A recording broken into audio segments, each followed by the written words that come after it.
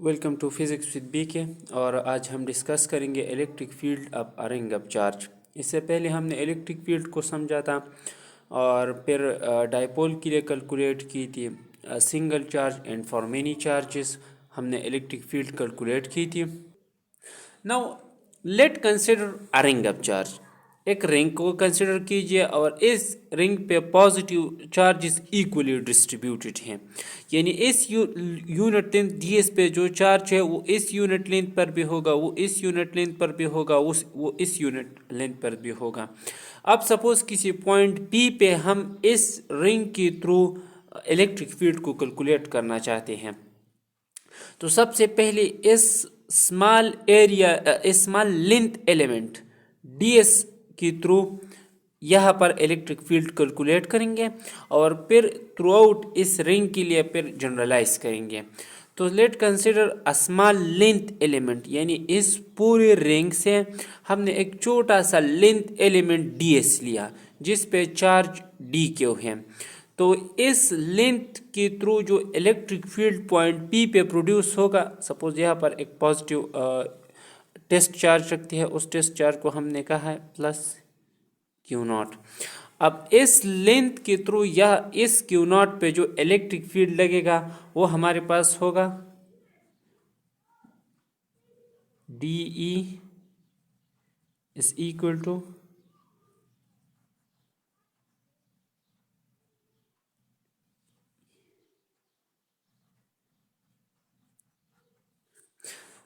अब कॉस पाइप कैसे लग गया यहाँ पर। तो इस डी क्यू के थ्रू यहाँ पर जो इलेक्ट्रिक फील्ड प्रोड्यूस हो रहा है उस इलेक्ट्रिक फील्ड के दो कंपोनेंट्स हैं।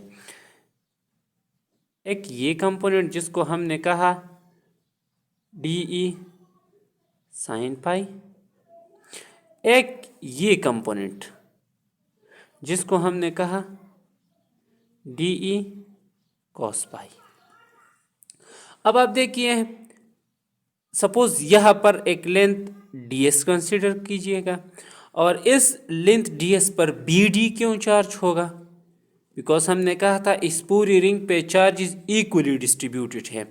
तो इस लेंथ ds पे जो चार्ज d क्यों है उसके थ्रू जो इलेक्ट्रिक फील्ड इस पॉजिटिव चार्ज पे लगेगा वो सपोज इस डायरेक्शन में होगा। तो इसके भी रेक्टेंगुलर कंपोनेंट में अगर इसको स्प्लिट करें तो इसके भी दो कंपोनेंट आएंगे, ये डी ई साइन थीटा आएगा और ऊपर की तरफ D E cos of theta आएगा। तो ये डी ई साइन थीटा इस डी ई साइन थीटा को कैंसल आउट करेगा, बिकॉज दोनों सेम मैग्नीट्यूड है और अपोजिट इन डायरेक्शन है। एग्जैक्टली इस लेंथ डी एस के लिए सपोज यहाँ पर एक कैंसल आउट करेगा साइन कंपोनेंट, इस लेंथ डी एस का साइन कंपोनेंट यहाँ पर कैंसल आउट होगा, यानी through out this ring the only way that electric field is producing, that is the cos component।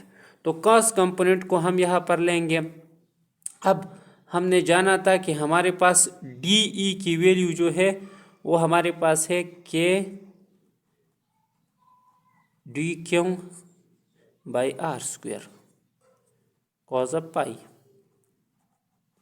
Electric field पर अ पॉइंट चार्ज, यानी इस D Q एक point charge की तरह यहाँ पर बिहेव करेगा, यानी D S approximately small length को कहा जाता है, यानी डी ए क्यू के थ्रू जो इलेक्ट्रिक फील्ड यहाँ पर प्रोड्यूस होगा वो हमारे पास कुछ इस तरह होगा। अब यहाँ पर हम क्या करते हैं कि D Q by R square, अब ये हमारे पास एंगल है, ये हमारे पास क्या है, एक राइट एंगल ट्राइंगल आ गया। अब इस राइट एंगल ट्राइंगल ये परपेंडिकुलर है, ये हाइपोटेन्यूज है, ये बेस है। तो हम क्या कर सकते हैं, कॉस पाई यानी हमारे पास बेस बाय हाइपोटेन्यूज होगा, तो हम लिख सकते हैं जेड बाई आर। अब आप देखिए के डी क्यू, जेड को यहाँ पर लिख लेते हैं are cube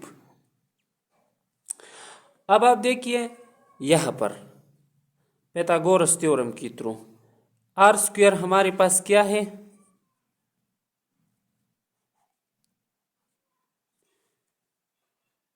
base square plus perpendicular square Z square plus are square, या कैपिटल आर जो इस रिंग के रेडियस को रिप्रेजेंट कर रहा है, और ये स्मॉल आर इस चार्ज डी क्यों और इस टेस्ट चार्ज के दरमियान डिस्टेंस को रिप्रेजेंट कर रहा है, और जेड इस सेंटर और इस टेस्ट चार्ज के दरमियान डिस्टेंस को रिप्रेजेंट कर रहा है। तो हम आर की वैल्यू क्या लिख सकते हैं, Z square plus are square whole under the root, या अंडर द रूट की वैल्यू अगर लिखना चाहे तो हम लिख सकते हैं Z square plus are square 1/2। तो आर की ये वैल्यू यहाँ पर पुट करते हैं, Z K D Q divide by Z square plus are square 1/2, और ये आर होल क्यूब है तो हम लिख लेते हैं होल क्यूब। तो हमारे पास क्या आएगा, Z K D Q Z square plus are square whole 3/2। अब आप सपोज इसको हम नाम देते हैं इक्वेशन 1 या इक्वेशन ए सपोज लिख लेते हैं। अब एक टर्म है जो आपको मालूम होगी जिसको हम के linear charge density. Linear charge density यहाँ पर हम क्यों इस्तेमाल करते हैं, क्योंकि ये एक रिंग ऑफ चार्ज है, यानी ये एक लेंथ है, और लीनियर चार्ज डेंसिटी हमेशा लेंथ के लिए इस्तेमाल होती है। यानी ये हमारे पास क्या है, D Q upon D S, यानी डी एस लेंथ पे जितना चार्ज डी क्यू है उसको हम, इसके रेशो को हम क्या कहते हैं, लीनियर चार्ज डेंसिटी। तो हम यू लिख सकते हैं, डी क्यू हमारे पास क्या आएगा, लेमडा डी एस।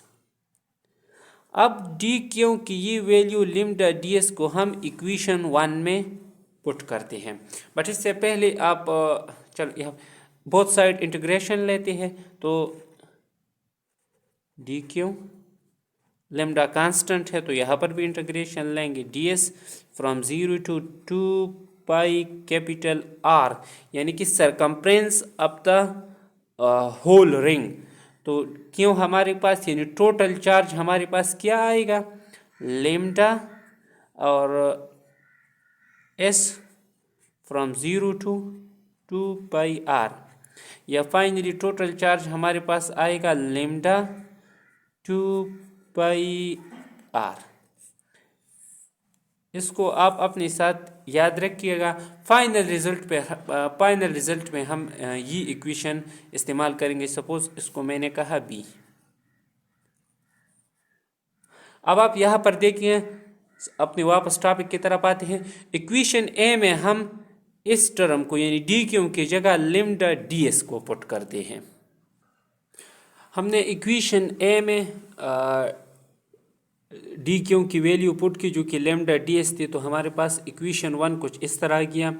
अब यहाँ पर देखिए जेड कांस्टेंट है, लेमडा भी कांस्टेंट है लीनियर चार्ज डेंसिटी, और रिंग भी एक कांस्टेंट है तो उसका रेडियस भी हमारे पास वेरिएबल यहाँ पर सिर्फ डी एस है।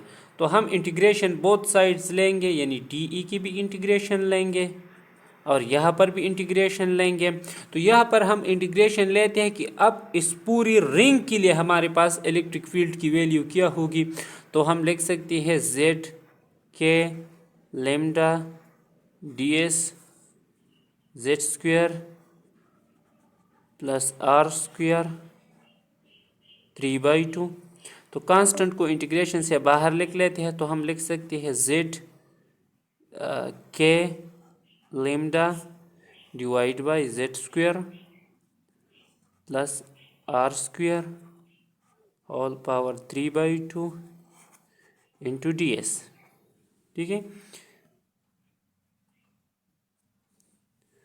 तो Z K lambda Z square plus are square 3/2।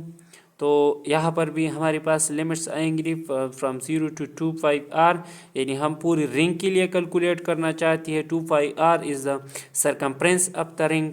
तो ये हमारे पास आएगा S from 0 to 2 pi r,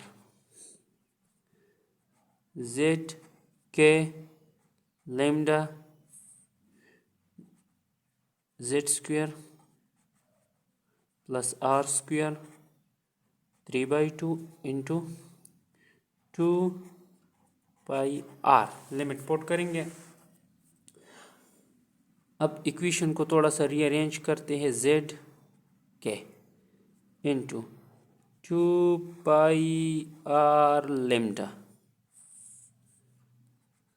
Z square plus are square whole power 3/2।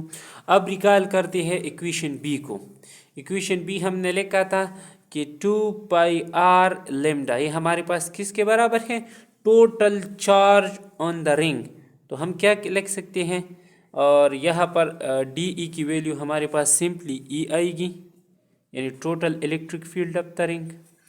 तो हम लिख सकते हैं Z K Q into Z square plus are square 3/2। Total electric field हमारे पास क्या आया रिंग ऑफ चार्ज के लिए? ये, यानी टोटल इलेक्ट्रिक फील्ड किस चीज़ पे डिपेंड करती है? डिस्टेंस पे। किस डिस्टेंस पे हम इलेक्ट्रिक फील्ड फाइंड आउट करना चाहते हैं? कूलम्बिक कांस्टेंट पे। और रिंग की रेडियस पे डिपेंड करती है, और mainly charge on the ring पे डिपेंड करती है कि इस रिंग पे कितना चार्ज है। अब दो स्पेशल केसेस हैं। केस 1 हमारे पास क्या है? हमारे पास है कि अगर जो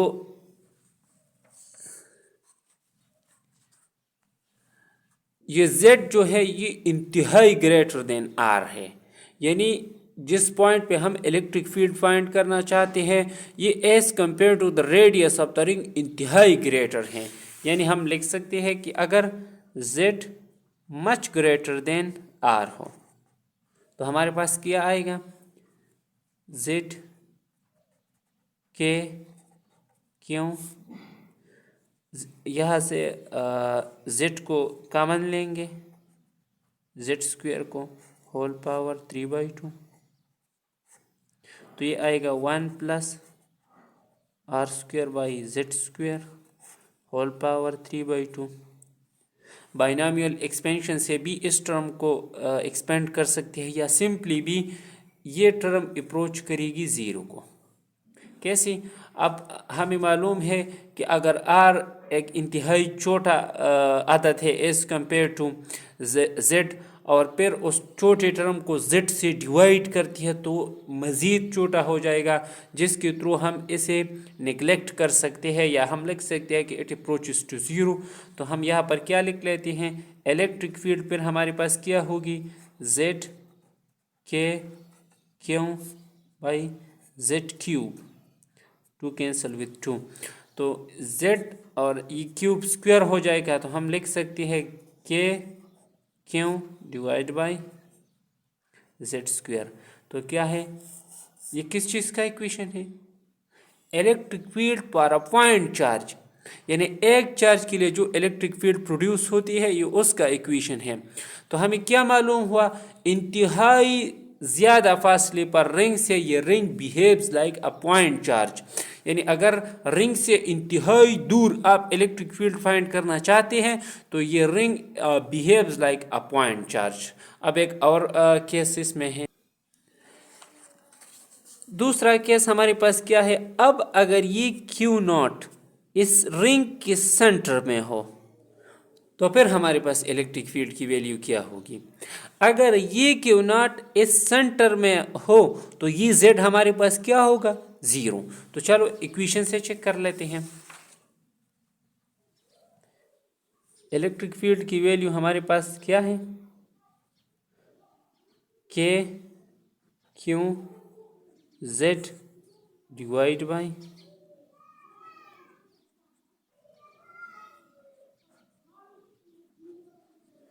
तो जब z हमारे पास ज़ीरो हो तो ये होल इलेक्ट्रिक फील्ड क्या हो जाएगी, ज़ीरो। यानी at the centre of the ring electric field हमारे पास क्या होगी, ज़ीरो। यानी ये सेंटर हमारे पास क्या होगा, एक न्यूट्रल पॉइंट होगा। तो कहीं पर भी अगर चार्जेस इक्वली डिस्ट्रीब्यूट होना लाजमी बात है, और हम उस रिंग के सेंटर में इलेक्ट्रिक फील्ड फाइंड करना चाहे तो आप बिला झिझक लिख सकते हैं zero. At the centre the electric field क्या होगी,